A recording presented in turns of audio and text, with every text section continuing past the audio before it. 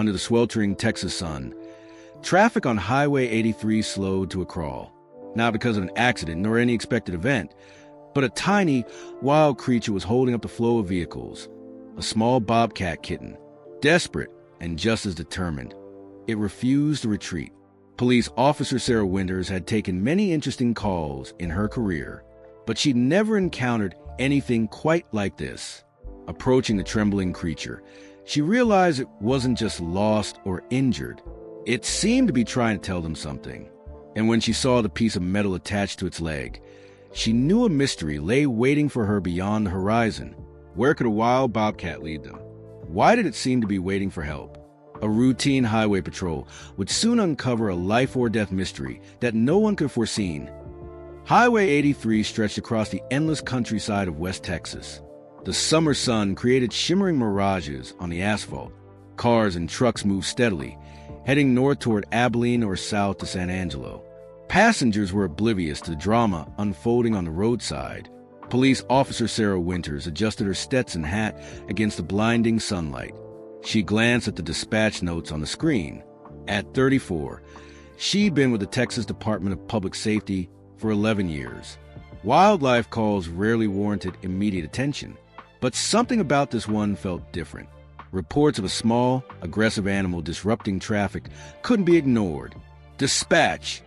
This is Unit 247 responding to the wildlife incident at Highway 83, mile marker 143. ETA 3 minutes, she reported. She eased off the accelerator and approached the scene. Roger that, Officer Winters. We're getting additional calls. Motorists are reporting what appears to be a juvenile bobcat displaying unusual behavior. Sarah's interest peaked. In her experience, wild animals usually fled from highways, not towards them. Something wasn't right. She spotted the commotion before she reached the mile marker. A cluster of vehicles pulled onto the shoulder. Drivers stood outside their cars, taking photos with their phones. With practiced efficiency, Sarah pulled up behind the last vehicle. She activated her lights, alerting oncoming traffic to the hazard ahead. Stepping out of her cruiser, the scorching Texas heat hit her like a physical force. She adjusted her utility belt and walked towards the crowd. A middle-aged man wearing a faded Dallas Cowboys t-shirt was directing others to stay back. Good afternoon, sir. I'm Officer Sarah Winters, Texas DPS. What's going on? The man wiped sweat from his brow. Ma'am, there's a baby bobcat over yonder, he said, pointing to the median. Been trying to cross for about 20 minutes now. Runs out, then retreats. Almost caused a pileup when a semi had to brake hard to avoid it. Sarah nodded, her trained eyes scanning the area. Has anyone tried to approach it? No, ma'am. Wild animal and all. Plus, he hesitated. It seems distressed, like it's trying to get our attention, or something. Never seen anything like it. Sarah thanked the man and walked carefully toward the median. Her hand instinctively went to her sidearm. She'd dealt with injured wildlife before. A wounded predator, even a young one, could be unpredictable. Then she saw it. A small bobcat kitten, no more than a few months old. Its spotted fur was dusted with roadside grime. It nervously paced the median, darting toward the roadway, then retreating as vehicles approached. Sarah kept her distance and started observing. There was something off about its behavior. This wasn't an animal randomly crossing a road. It seemed deliberate, almost frantic. She raised her binoculars for a closer look. That's when she noticed a small device attached to the cat's hind leg with some kind of blue marker. The bobcat wasn't entirely wild, or at least not entirely. Sarah retreated to her cruiser and called the Regional Fish and Wildlife Office. Within 20 minutes, a white pickup truck with the Texas Parks and Wildlife Department logo pulled up behind her cruiser. Dr. Stephen Mitchell emerged, a wiry man in his 50s with sun-weathered skin and alert eyes that missed nothing. He'd been the regional wildlife biologist for over 2 decades. If anyone knew what to make of this, it would be Stephen. Dr. Mitchell, Sarah said, extending her hand. Appreciate you coming out so quickly. Call me Stephen, he replied, shaking her hand firmly. Dispatch mentioned a tag bobcat. That's unusual enough to get me moving. Sarah briefed him as they walked toward the median, careful to keep their movements slow and non-threatening. "See the device on its leg?" she asked, pointing to the blue marker. Stephen raised his own binoculars, adjusting the focus. "Well, I'll be damned," he muttered. "That's not one of ours." "What do you mean?" "Wildlife services use specific tracking collars, usually around the neck. This is something different." He continued observing. "There's a blue marker attached. Almost looks like—" He trailed off, his brow furrowing. The bobcat spotted them, but instead of running away, it moved closer, stopping about 30 feet away. It made a small, urgent sound, then turned and took a few steps toward the forest bordering the highway, looking back at them. "It wants us to follow it," Stephen said, amazement in his voice. "Like Lassie, I know how it sounds, but I've worked with wildlife for 25 years, and I've never seen a wild bobcat behave like this." Stephen squinted at the blue marker. "Can I borrow your binoculars?" "Mine aren't as powerful." Sarah handed them over. Stephen focused intently on the device. "There's a number on it. RW7734. His face paled slightly. "Sarah, that's not a wildlife tag. That's an emergency location marker, usually issued to hikers in certain parks." "Why would a bobcat have a hiker's location marker?" "Good question. Let me make a call." Stephen retreated to his truck, returning 5 minutes later with a grave expression. "I just spoke with the ranger station at Fortress Ridge State Park. They've had a missing hiker since yesterday. Robert Whitley, 42, experienced outdoorsman. He checked in for a 3-day solo hike, but missed his scheduled check-in last night." Sarah's police instincts kicked in, and the marker number matches. RW. Those are his initials, and 7734 was his campsite registration. They both looked at the bobcat, which was still waiting, occasionally making that same urgent sound. "This doesn't make sense," Sarah said. "How would a bobcat end up with a hiker's marker?" Stephen's expression was thoughtful. "There might be an explanation. Let me check something." He pulled out his tablet and tapped through several screens. "Here, ranger records show that Robert Whitley is a wildlife rehabilitator from Austin, specializes in big cats." Sarah looked at the bobcat with new understanding. "So, this could be his rescue. Maybe he was tracking it as part of a rehabilitation program." "It's possible, but if that's the case, why is the bobcat here, and where's Robert?" The implication hung between them. The bobcat made another sound, more insistent this time, and took several more steps toward the forest. Sarah made a decision. "I'm going to follow it. If there's any chance it knows where this hiker is, I'm coming with you," Stephen interrupted. "If Robert is injured, we might need medical supplies." He hurried back to his truck, returning with a backpack full of first aid water and emergency rations. Sarah radioed dispatch to update them on the situation and request backup. "We got a potential missing persons case connected to the wildlife incident. Dr. Mitchell and I are going to investigate, requesting additional units and search and rescue on standby." "Copy that, Officer Winters. Be advised nearest backup is 30 minutes out. Search and rescue has been notified, but will stage until you confirm." "Understood. We'll proceed with caution and maintain radio contact." Seeming to sense their decision, the bobcat turned and trotted toward the tree line, looking back periodically to ensure they were following. "Never thought I'd be following a bobcat into the woods," Sarah muttered as they crossed the highway, directing the bystanders to clear the area. "Nature has a way of surprising us," Stephen replied, "especially when humans get involved." Entering the forest, the temperature dropped noticeably under the canopy of oak and juniper trees. The bobcat stayed about 50 feet ahead, visible enough to follow, but maintaining its distance. "It's staying on a clear path," Stephen observed. "That's another sign this isn't typical behavior. Wild bobcats, even partially rehabilitated ones, would use more cover." Sarah nodded, her eyes scanning the ground. "There," she said, pointing. "Boot prints. Recent ones." Stephen knelt to examine them. "Good eye. These are fresh, maybe a day old. Men's hiking boots, probably size 11 or 12. They continued following the bobcat, which maintained its steady pace. about a mile into the forest. They came across a clearing where the undergrowth had been disturbed. Broken branches, flattened grass, and scattered personal items. A water bottle, a torn backpack strap, and most concerning, spots of what appeared to be dried blood on several leaves. "Someone passed through here in a hurry," Sarah said, her hand moving instinctively to her sidearm.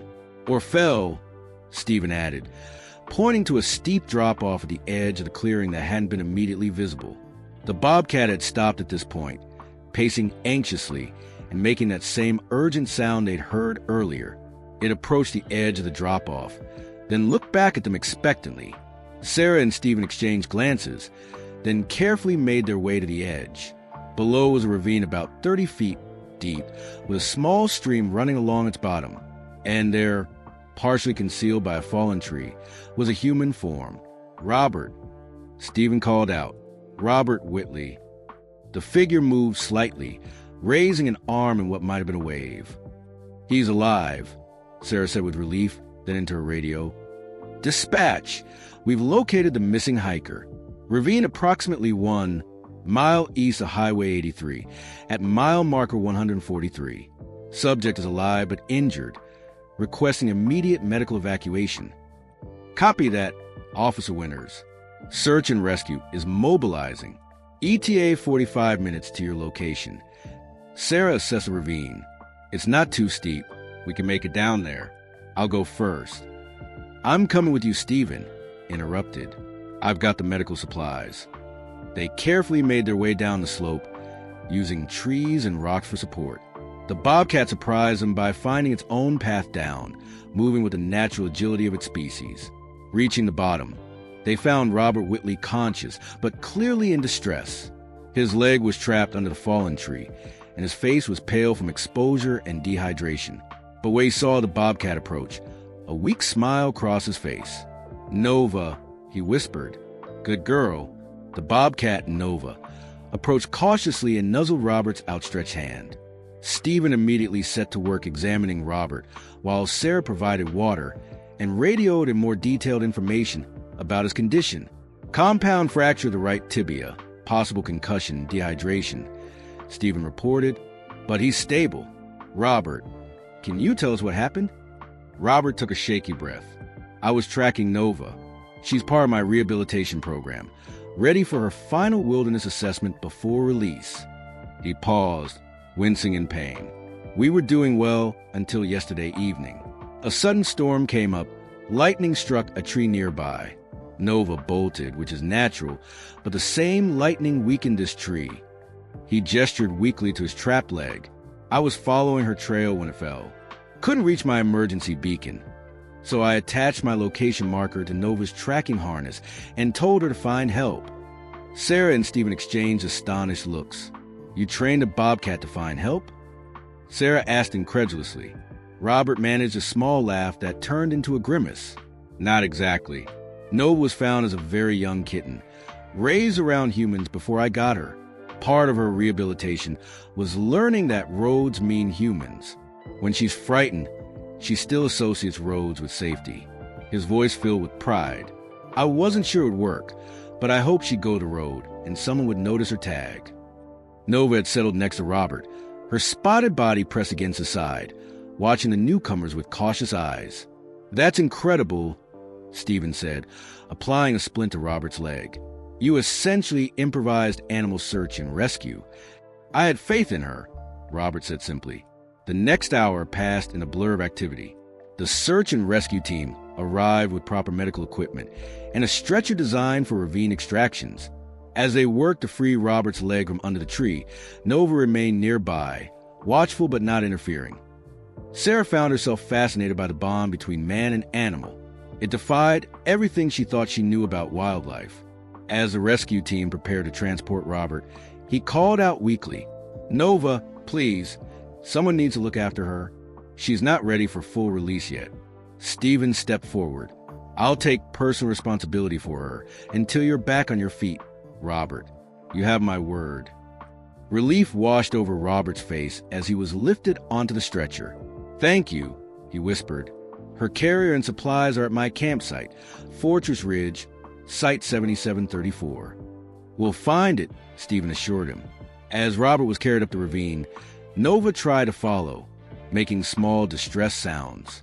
Sarah, acting on instinct, knelt down to the Bobcat's level. "It's okay, girl," she said. "He's going to be all right. And you did good, real good." Nova regarded her with intelligent eyes that seemed to understand more than any wild animal should.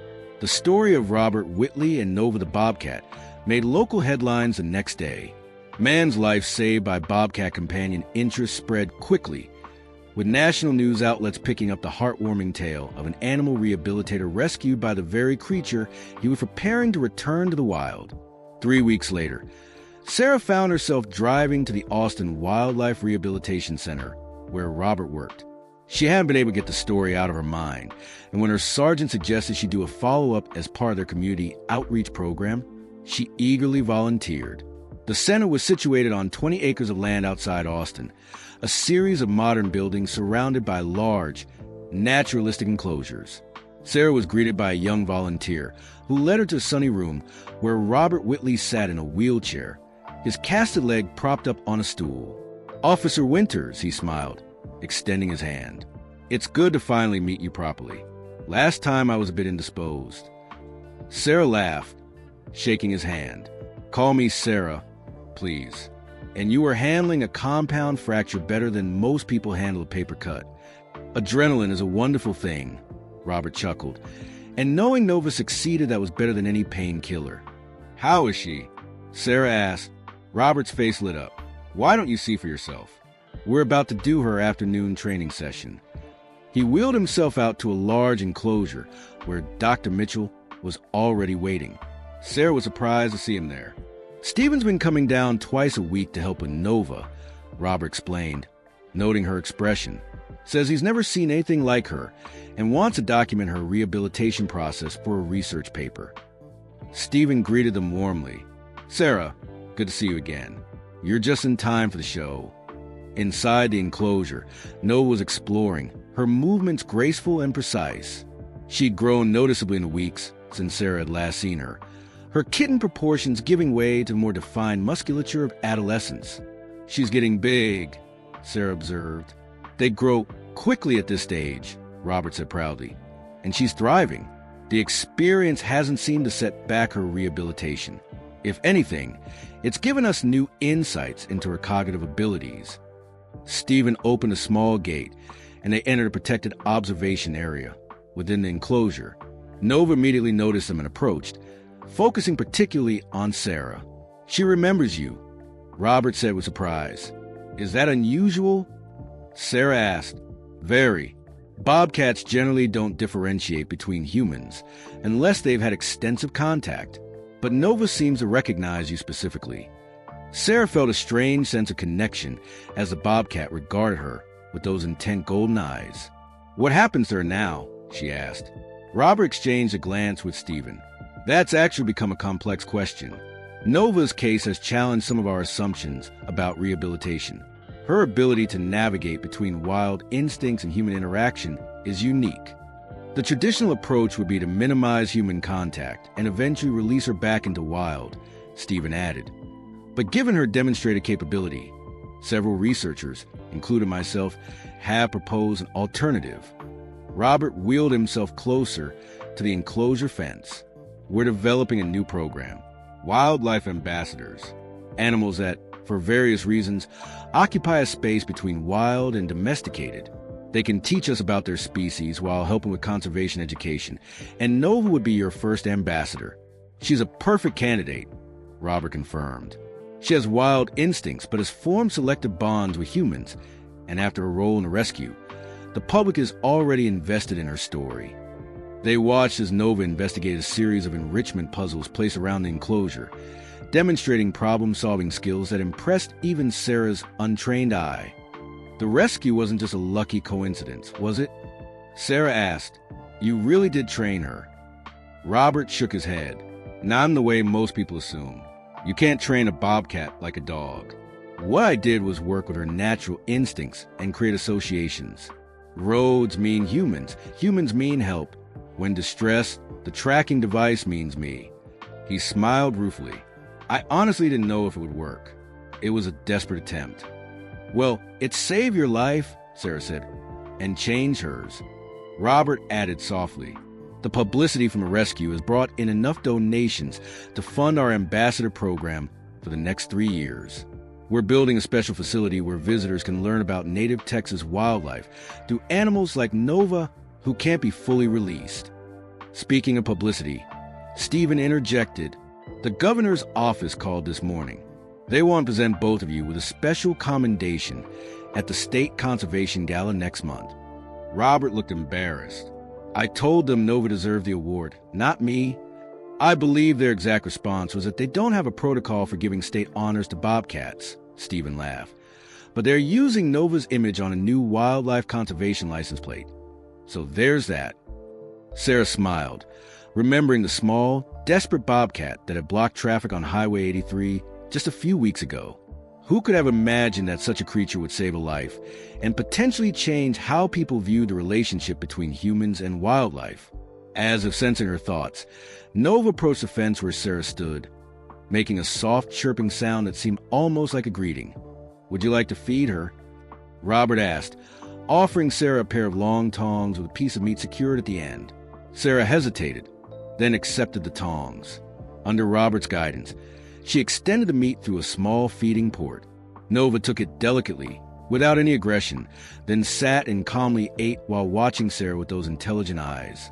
I never thought I'd be this close to a wild bobcat, Sarah admitted.